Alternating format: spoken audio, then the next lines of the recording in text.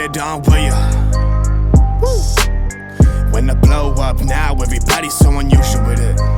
Shit. But said times in his rhymes, cause his memories. Okay guys, welcome back to the channel. So today I'm going over another common subject that a lot of you guys always ask me, and I'm trying to do videos for a lot of you guys based on your questions that you ask me instead of just replying to you, because I know a lot of people say I don't reply. Instead I'll make it into a video so everyone can actually see it and everyone can learn from it, instead of missing the comment and not actually reading. Then I keep getting asked the same question constantly on other videos. Therefore I'm going to make a video about this so it clears up a lot of the subject for a lot of you guys. So let's get on to it. So the one thing I get asked by a lot of you guys literally on a regular basis is, can you clean your engine? Can you wash your engine? Now, there's a lot of different opinions on that. Now, when you say washing the engine, a lot of you will mean just squeezing soap and wiping it down over it. That's fine. But then you get a lot of you who'll spray the whole engine and then get your hose pipe and literally jet wash the whole lot. That is not something good to be doing on these engines, or any of engines for that matter. And I'll explain to you why.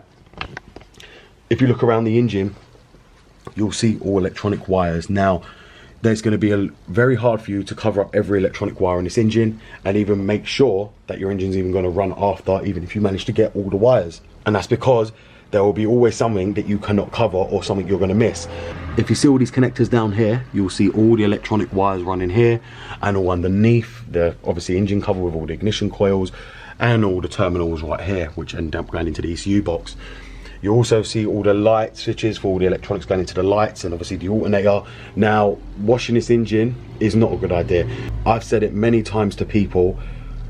If I went to purchase a car and I saw the engine was washed, it would actually worry me, because if an engine's been cleaned down, you would start thinking if there's been oil leaks and someone's tried to get rid of it. I like to see an engine in its natural beauty like this, which is normal. You can see if it's had oil leaks, you can see it's been fixed. But when an engine's been cleaned up, it starts making you think, what's actually gone on here?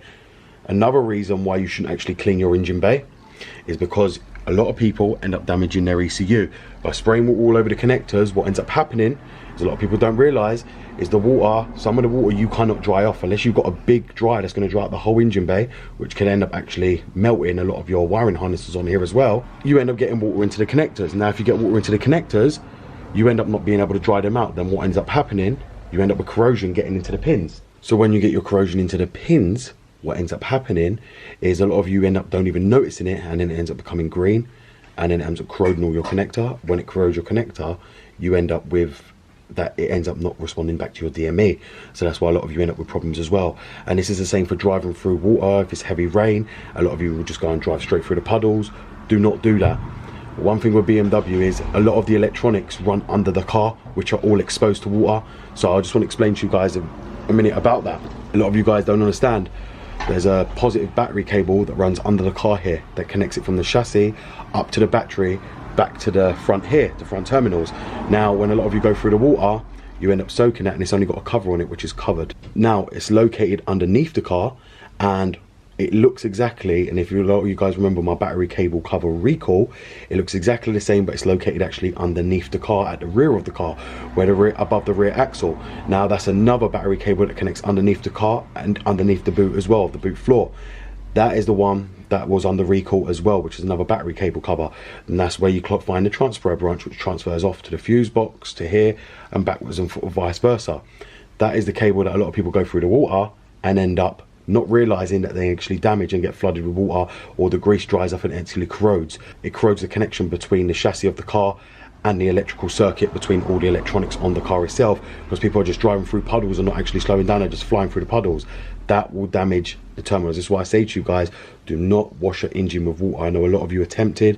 I know a lot of you want to clean your engine bay because it's like this, but my best bit is to leave it natural, because this is how people, if you ever wanted to sell it, this is the way people want to sell it. People find it worrying when they come to view an engine and they see it's all been cleaned up, even myself, because then I'm wondering what's actually leaking. You could get down the road and there could be a massive oil leak that someone's been hiding. A clean engine is not a good engine, and that's the way I've always said it.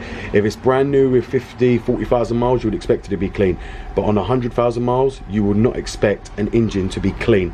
That's just a no-no. So I hope now that's cleared up a lot of things regarding about cleaning your engine and why you should never clean your engine. This also really should state, not to drive your car through puddles at all anytime fast. A lot of you get very high floods.